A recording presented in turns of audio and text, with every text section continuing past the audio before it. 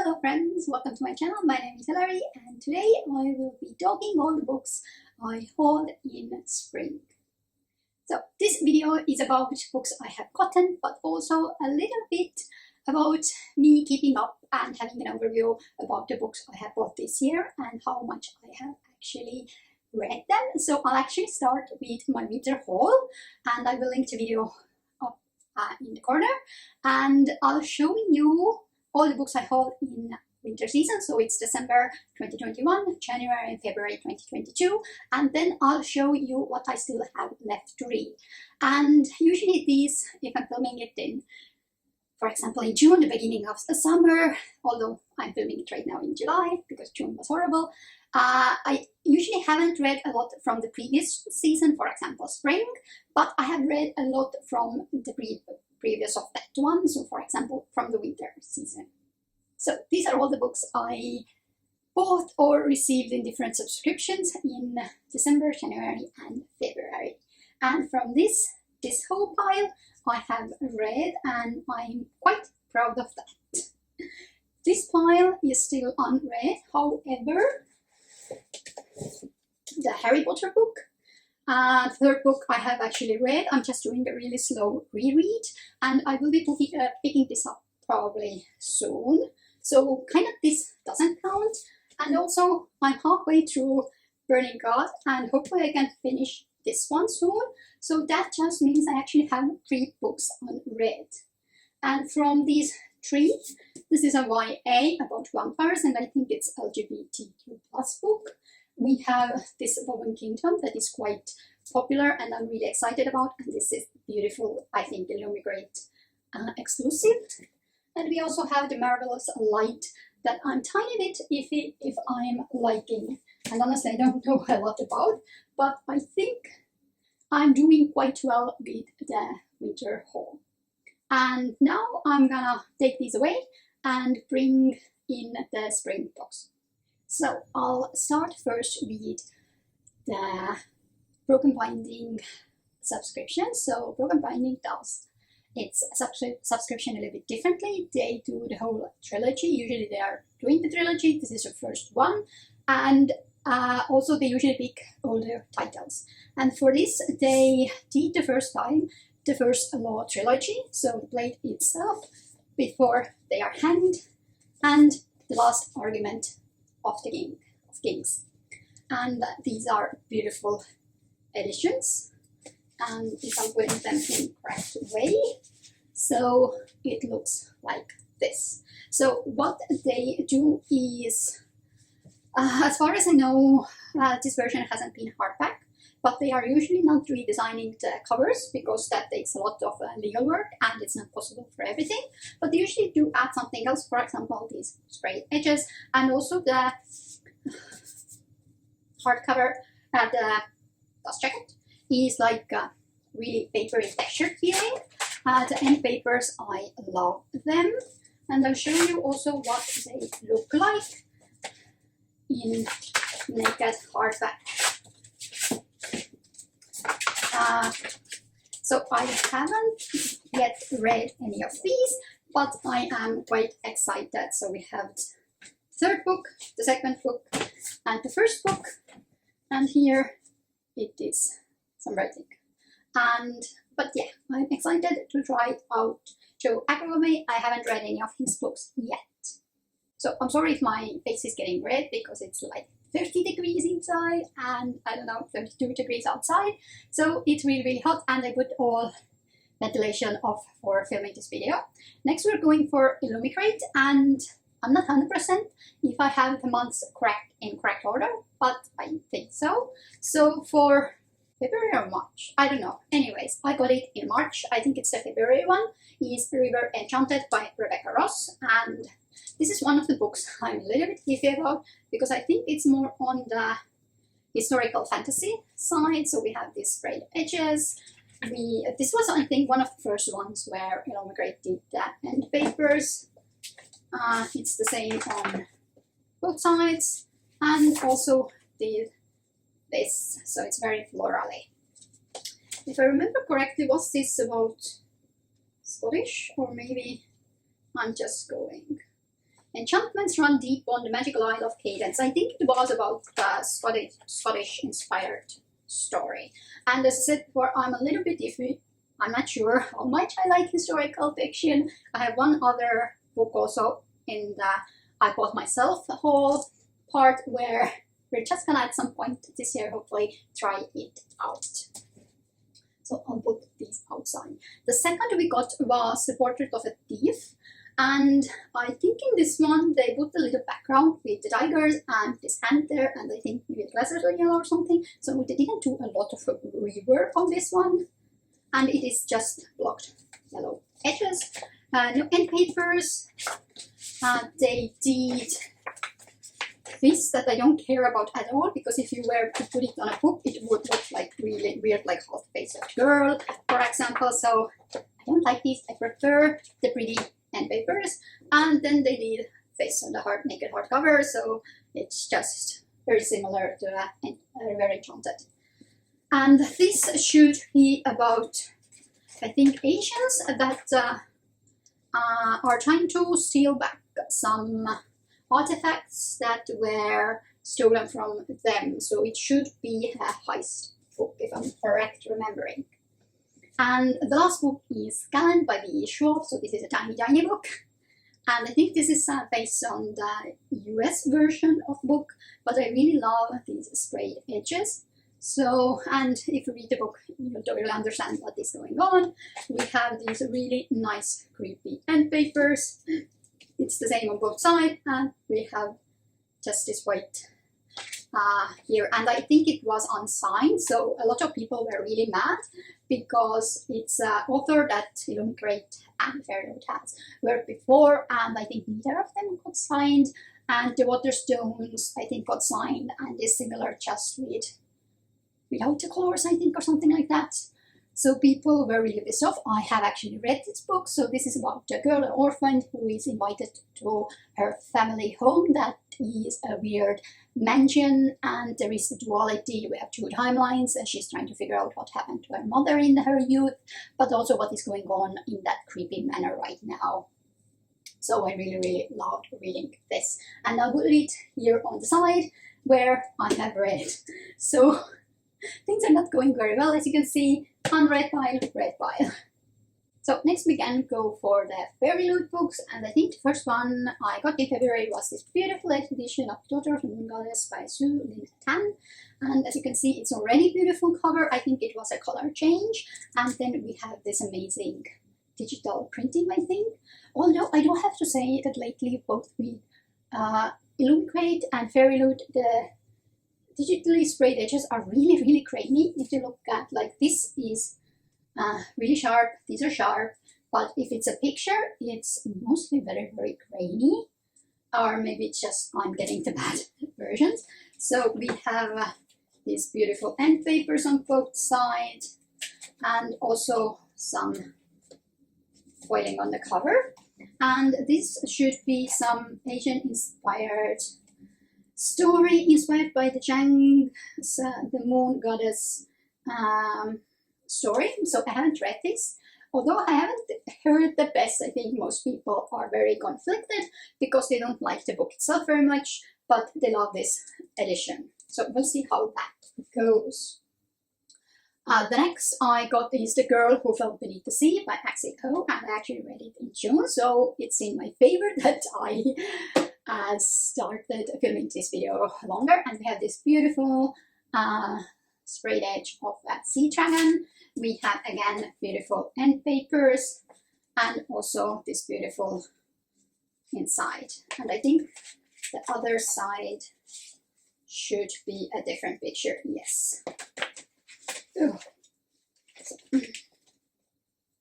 As you see, I'm not very good at this. So this is about a girl, and they live near water, and they have their sea god who usually gives them like favorable weather and everything else, but nobody has heard of him from him for years, and they have war going on in the country. They have horrible storms, and they decide to sacrifice one girl for each year for the sea god, so he can find his true pride, and then maybe these will be forsaken. However, what I felt about this book is I liked it, but it could have gone so much more into depth. The under the sea world, the spirit realm is so much interesting. We could have gone so much into depth about that, but also it felt very middle grade. If we take out a little bit of love angle, that part, because they are the sea brides. So it felt very much middle grade. Everything went, although I had read more complex middle grades, the girl basically did something and figured everything out just in time, or without any problems. So basically there was a trapdoor, she just went to the picture, touched something, and oh my god, the secret door opened. So lucky. So it didn't have a feeling of the struggle, the tension, the excitement, but I enjoyed it mostly. It was a good book. It could have been so much better, and I think that is my problem with the YA part of Illumicrate and FairyLoot books, is that these kind of, for example, Only the Monster, also the plot isn't a very thick one. There is like a nice description of the world, but there isn't too much that it can be the most like beautiful thing in the world without any plot, but the plot is there, and there is no tension in the books. So maybe it's because I have been reading more adult fantasy and that is disturbing me, but I find them very average, sadly. So we have a couple of more books left, and one is an extra book from the FairyLoot, and that is An Arrow to the Moon by Emily X.R. Penn. And honestly, this is just beautiful. I think they added a foil here, maybe like a blue pages. It's signed, but honestly, I literally have no idea what this is about. This says that it's a luminous love story that cuts deep to the bone. So, no idea what it is. It's going to the unread pile. And I think the extra books are a little bit iffy, and I haven't felt the pull to read those. But I think the book I'm most about, the FairyLoot, is Blood Scion. So this is by a Nigerian author about a Nigerian inspired story. I'm a descendant of the god of heat and fire. I'm living in Inferno. I'm a dead girl walking. And here we have the signed in paper. There is a picture here that I don't care about, and I think what I'm most, honestly, I don't need this thing because we have this beautiful printed hardback. So why do I need even that one? And for the Emperor of the Vampire by J. Christoph that we got last year in the Illumicrate, I just took this off, and I think I'm gonna do the same with this one because honestly it looks so pretty this way.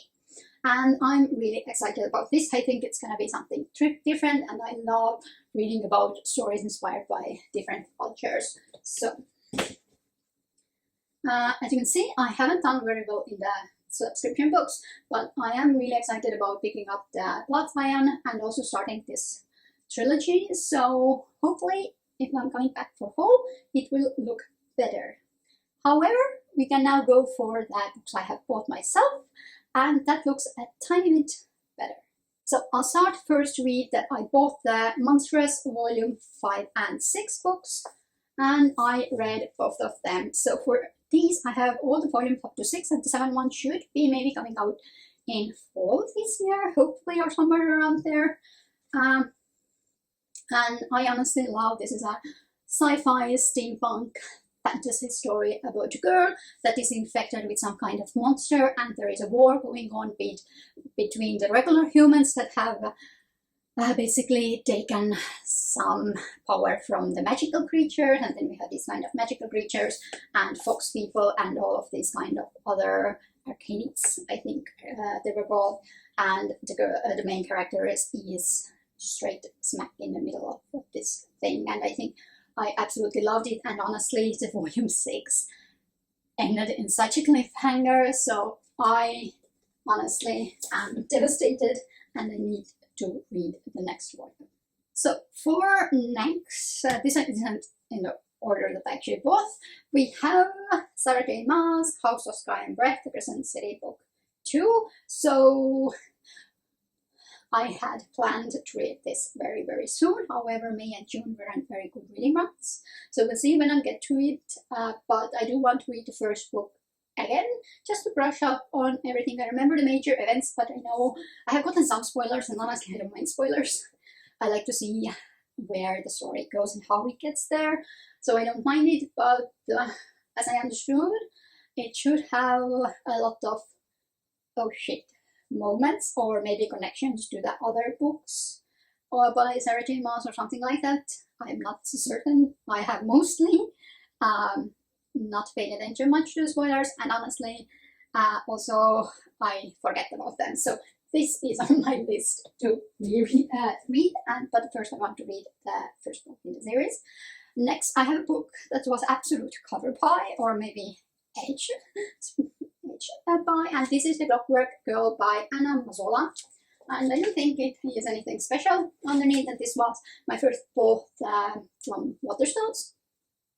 And this is about 1750s in France, where a lot of children disappeared in real life, and this is inspired by that events, where I think we get a little bit more magical version of it, and get to know what happened to the children, but I think we don't actually know what happened to them in real life. So I just bought this without actually reading the synopsis a lot, and then I read the historical note and acknowledgement after getting it, and when I read about that this is based on true events, I was so excited to pick this up. So this is another me to try out historical fiction or fantasy. It looks really pretty this way.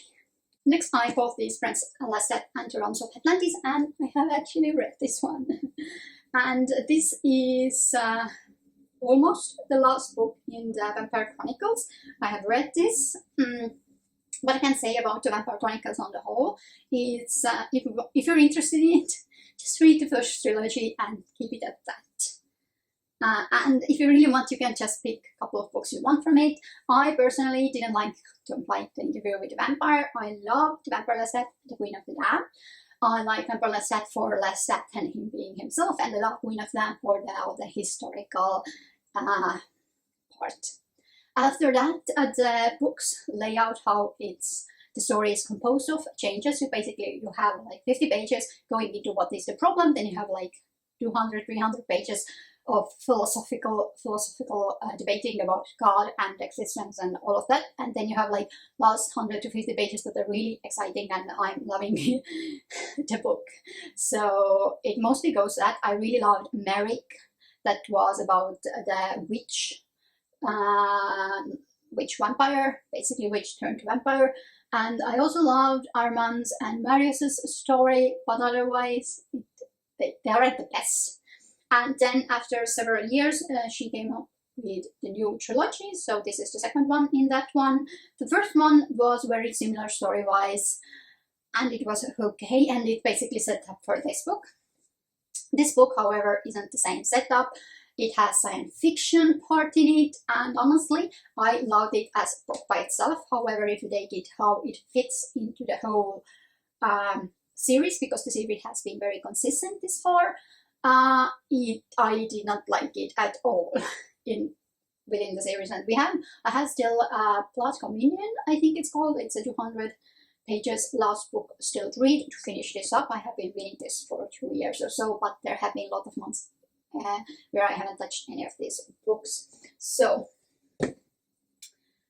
yeah, if you want to read something really funny, go for this, because yeah. And last books, I have 3 of them, and they are part of a series. So we have this, and this is the Wheel of Time's first 3 books. So the idea was, when I was buying this, that I'm going to read 1 book each month. However, May and June happened, and that didn't happen. So far, I have read just the book 1, and I mostly enjoyed it. It was a very, very slow start, but I liked it, and I also like to see the connections that other books have inspired, the way the story is built up, the characters, the world, and so on. For example, if you take the Aragon by Christopher Paolini, then it is basically one-on-one copy of this book. The events are very similar, especially in the beginning. But Just Dragon is faster paced, simplified, and added dragons. So I really loved reading this. There are also 3 maps here that I have noted down where you can see. I like to look at the map where the character is journeying. I also have watched the TV show, so I like to draw parallels also. For example, the female characters have made much more enjoyable and more complex and given more of a storyline in the TV show that I really, really like. However, I think Rand, the main character, the boy, or one of the main characters, is he has much more interesting interactions in this book, and the end of the first season in TV show and the end of this book, I honestly enjoyed this one much more because it wasn't very high stakes. It was very easy in the TV show, I think. Although I do want to rewatch this TV show while having read this. So we can put this one here also. And the 2 books, The Great Hunt and The Dragon Reborn, I haven't yet read, but hopefully I am going to manage to do it soon. So maybe we can put this here and it won't fall off. And then we can do Books and Lala's type of a thumbnail maybe. So as you see, it's not the best pile.